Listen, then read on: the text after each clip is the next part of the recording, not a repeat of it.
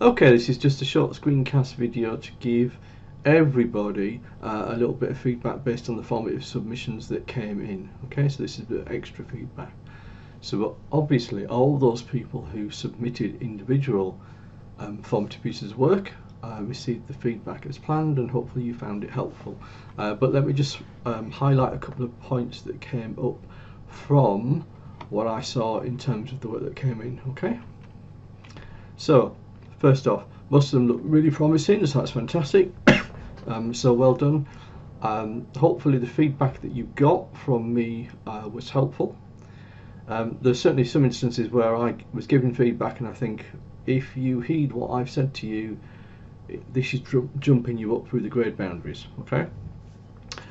Some of them were really very good and therefore didn't get huge amounts of feedback from me, and I actually made comments to that effect.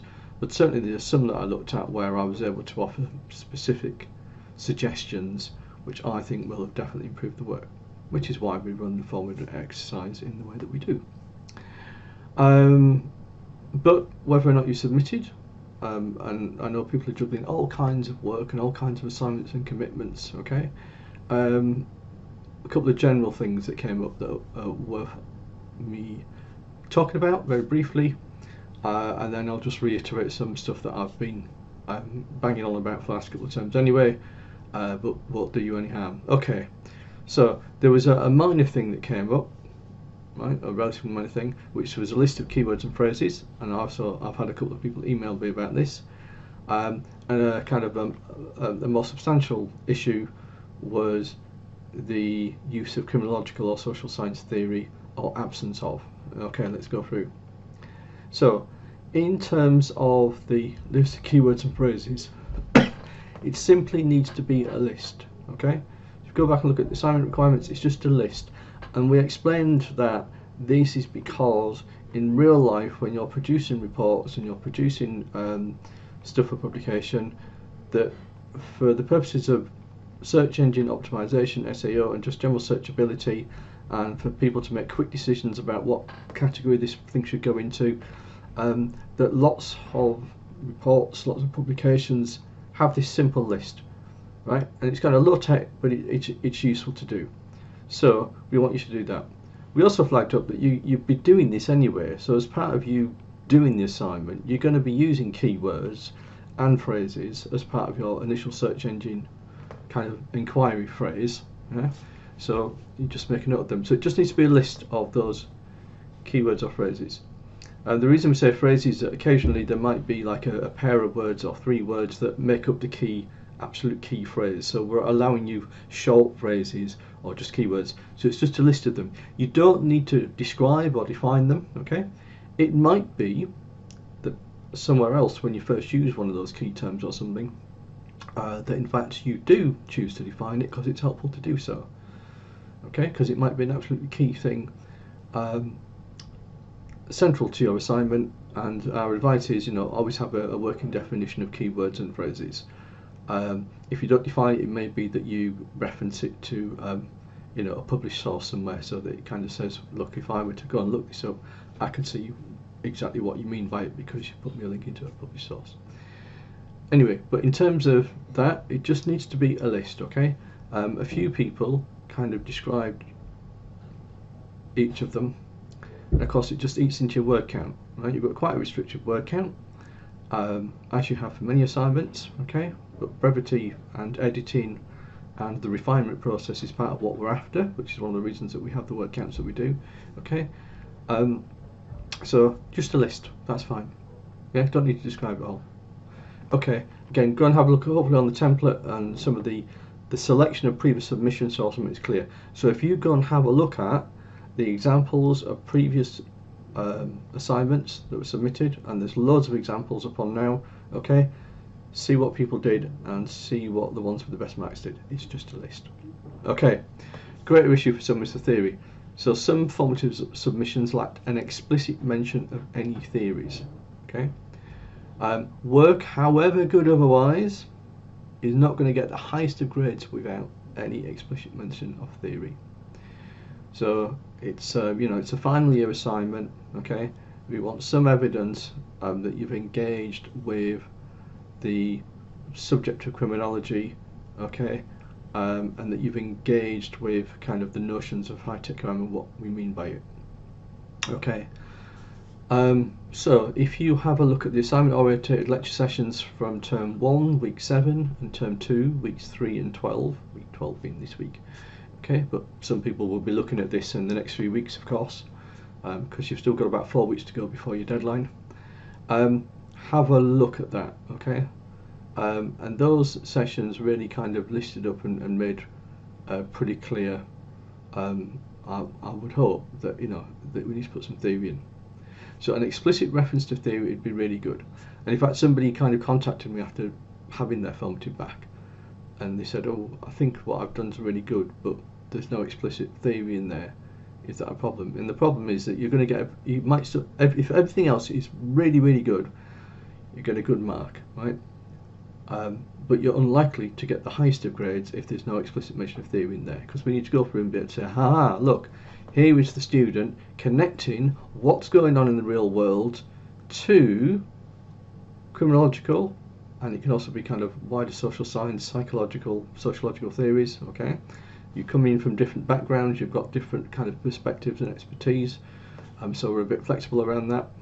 And what these theoretical insights might, what theories, what insights the theories might provide us with in terms of things that we want to target and stuff. What kind of empirical data should we be seeking to see if it helps bear out the theories or not? Do the theories help? Okay, so you really need to make an explicit mention, however brief it is, right? And I've gone on about this in quite a lot of the lectures, of at least one theory. If nothing else, right, routine activity theory, it's fantastic in terms of it's very kind of, it's kind of universally applicable criminological theory. And again, if you go back and look at those lecture sessions from week 7, weeks 3 and 12, right, I went through and I gave loads of examples, right? So loads of Venn diagrams, who's playing the different roles here. It's very easy to apply this, okay?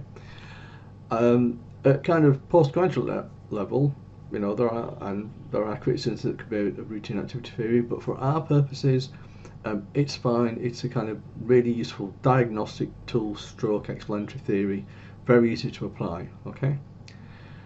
You could also think about things like crime prevention through environmental design, things like target hardening and stuff like that we've talked about. So what can we do to make things more difficult to break into or to damage, and this applies particularly well to things like obviously online banking systems and other types of systems.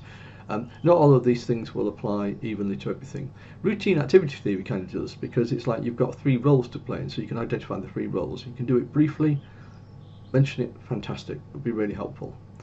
Again, things like John Seula's this notion of the online disinhibition effect, again, it's more of a psychological theory than a criminological theory, but it's this idea that the very fact that, well, I'm talking to you now through means of a video, but this idea that when our communication and when our behaviours are mediated by the technology, that there's the disinhibiting effect. My willingness to perhaps type something really offensive, okay, is kind of enabled to some extent by these disinhibiting, these disengaging, these distancing effects of the technology. I might find it difficult, right, certainly if I'm sober, to turn around in real life and turn to somebody face to face and say something really horrible to them, okay? You think of your own sexist, misogynist, racist terms or whatever it is you want to come up with. You saying that face to face is quite difficult for most people. But if I want to take the role of keyboard warrior, right, much easier for me to type out this kind of thing, and this might explain some of the things that we see online, okay? And again, it fits in where we're thinking about in terms of kind of primary and secondary victimization and stuff, where somebody's been the victim of a particular primary crime, and then people can't, pile them with all kinds of offensive comments and things like that. Again, just go back and look at those lectures. Lots of examples of stuff, lots of mentions of possible applicable theories in there, which is really helpful. An explicit mention of theory, really helpful. Again, I'm just reproducing the checklist that we first looked at in term 2 in week 3. So have you included some criminology and or technology? Okay. So again, you kind of might have talked all around it, but specifically something about the characteristics of the technology. Okay, so what is it about the technology? Is it the fact it's got a global reach? Is it the fact it's lowered barriers to entry? Is it the fact that the technology is outpacing the reaction of the criminal justice system, etc., etc., right? You don't necessarily need to go into lots of detail about this, and depending on the topic you've chosen, okay, it's going to vary. So don't necessarily compare yourself to what your mate's doing, okay? But just think back, have you somewhere, right, within that 3,000 words, made some kind of reference that recognises the role of the technology in all this, right? Doesn't have to be extensive, but get something in there. Again, with the criminology, have you made explicit reference to some kind of criminological theory or some kind of wider sociological theory, psychological theory? That would be really helpful.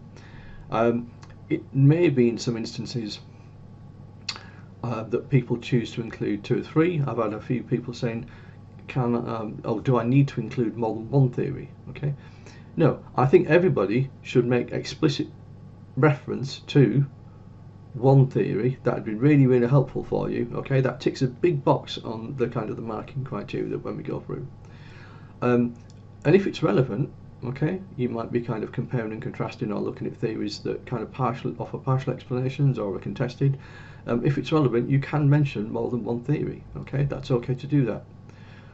But don't kind of feel that you should mention kind of a list of 3 theories, but then you don't connect them to your particular topic. Okay, in some ways, it'd be better mentioning one theory that you've clearly connected to your topic, rather than listing 3 theories and you don't really connect them in properly. Okay, to some extent, it's a bit like when people say to me, well, how many references do I need? Well, you need enough references to do the job. So again, if you look back at the previous submissions, and there are loads of examples that are hosted on now for you, we expect to see on a regular basis the use of supporting citations, so that it goes back through and we can see where you've got these supporting references into stuff. So you're citing the stuff in the text, and we can go back and find it in your list of references. So you're making a point about something, or you're using a specific example, okay? And work that makes a regular use of these, right, is going to be stronger than work that has very few supporting references.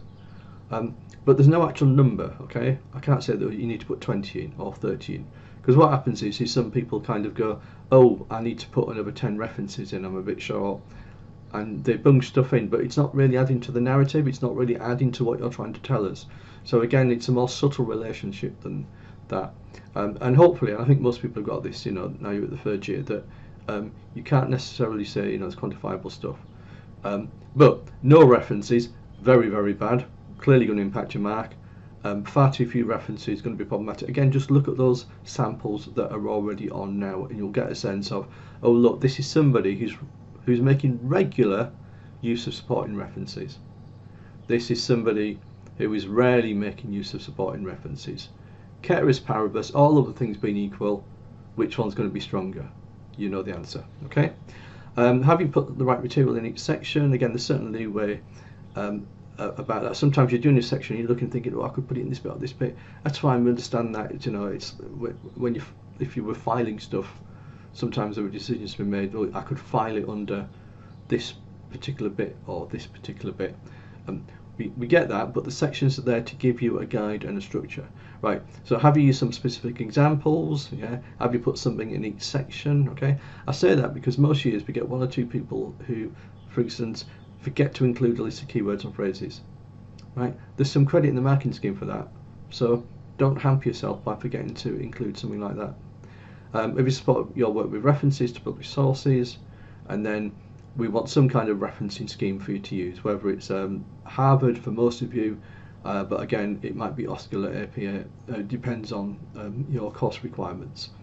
Okay, have you checked the spelling and grammar? It's important to get the basics right, and it's also really helpful, just be careful when you're spelling technical phrases, or you're spelling the name of a key author in an area. Okay, so again, just check that you've got that right. That's important. That shows that you're paying attention to detail.